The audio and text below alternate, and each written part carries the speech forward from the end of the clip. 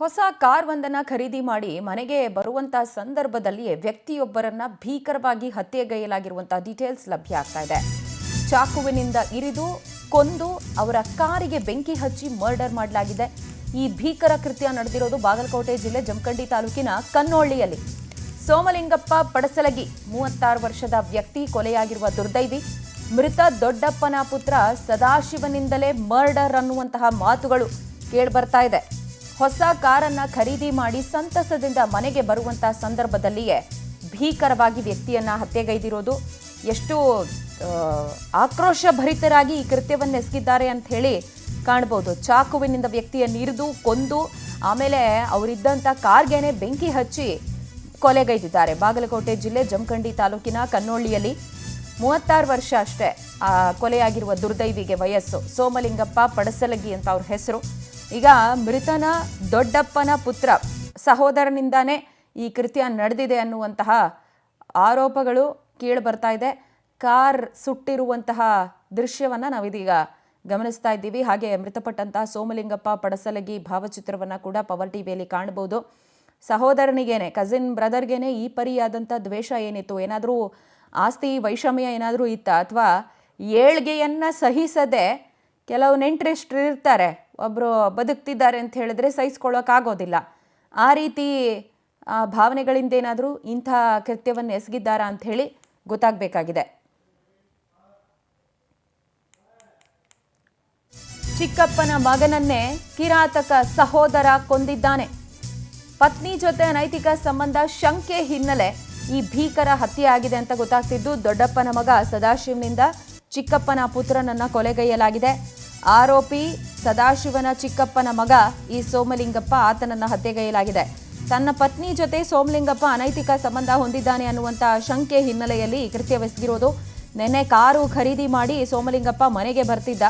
ಈ ವೇಳೆ ಕಾರ್ ಅಡ್ಡಗಟ್ಟಿ ಚಾಕು ಇರಿದು ಸದಾಶಿವ, ರವಿ, ನಾವಿ ಅನ್ನುವಂಥವ್ರು ಹತ್ಯೆಗೈದಿರೋದು. ಆತ ಸಾವಿಗೀಡಾಗ್ತಾ ಇದ್ದಂತೆ ಕಾರ್ನಲ್ಲೇ ಮೃತದೇಹ ಇಟ್ಟು ಬೆಂಕಿ ಹಚ್ಚಿದ್ದಾರೆ. 3 ಆರೋಪಿಗಳನ್ನ ಸಾವಳಗಿ ಠಾಣಾ ಪೊಲೀಸರು ಆಲ್ರೆಡಿ ಬಂಧಿಸಿದ್ದಾರೆ ಅಂತ ಕೂಡ ಗೊತ್ತಾಗ್ತಾ ಇದೆ.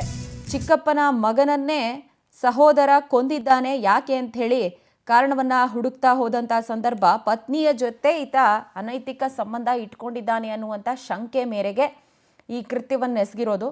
ಆ್ಯಂಡ್ ಆತ ಭಾಳ ಸಂತಸದಲ್ಲಿ ಮನೆಗೆ ಬರ್ತಾ ಇದ್ದ, ಹೊಸದೊಂದು ಕಾರನ್ನು ಖರೀದಿ ಮಾಡಿ. ಆ ಹಂತದಲ್ಲಿಯೇ 3 ಜನ ಸದಾಶಿವ, ರವಿ, ನಾವಿ ಆತನನ್ನು ಅಡ್ಡಗಟ್ಟಿ ಚಾಕುವಿನಿಂದ ಇರಿದು ಕೊಂದು ಆಮೇಲೆ ಬಹುಶಃ ಪೊಲೀಸರ ದಿಕ್ಕನ್ನು ತಪ್ಪಿಸ್ಬೇಕು ತನಿಖೆದ್ದು ಅಂತ ಹೇಳಿ ಕಾರಿಗೆ ಬೆಂಕಿ ಹಚ್ಚಿದ್ದಾರೆ ಅನ್ನೋಂಗೆ ಕಾಣಿಸ್ತಾ ಇದೆ. ಒಟ್ಟು 3 ಕೂಡ ಸಾವಳಗಿ ಠಾಣಾ ಪೊಲೀಸರು ಬಂಧಿಸಿದ್ದಾರೆ ಅಂತ ಗೊತ್ತಾಗ್ತಿದೆ. ಡೀಟೇಲ್ಸ್ ಕೊಡ್ತಾರೆ ನಮ್ಮ ಪ್ರತಿನಿಧಿ ನಿಜಗುಣ ಮಠಪತಿ, ದೂರವಾಣಿ ಸಂಪರ್ಕದಲ್ಲಿದ್ದಾರೆ. ನಿಜಗುಣ ಮಠಪತಿ, ಈ ಘಟನೆ ಎಷ್ಟೊತ್ತಲ್ಲಿ ನಡೆದಿರೋದು, ಆಮೇಲೆ ಪತ್ನಿ ಜೊತೆ ಅನೈತಿಕ ಸಂಬಂಧದ ಶಂಕೆ ಅಂತ ಹೇಳಿ ಗೊತ್ತಾಗ್ತಾ ಇದೆ. ಈ ಕುರಿತಾಗಿ ಮೊದಲು ಅವ್ರಿಗೇನಾದರೂ ಮಾಹಿತಿ ಇತ್ತಾ? ಇಷ್ಟು ಭೀಕರವಾಗಿ ಹತ್ಯೆಗೈದಿದ್ದಾರಲ್ಲ, ಪೊಲೀಸರು ಯಾವ ರೀತಿ ತನಿಖೆ ನಡೆಸ್ತಿದ್ದಾರೆ?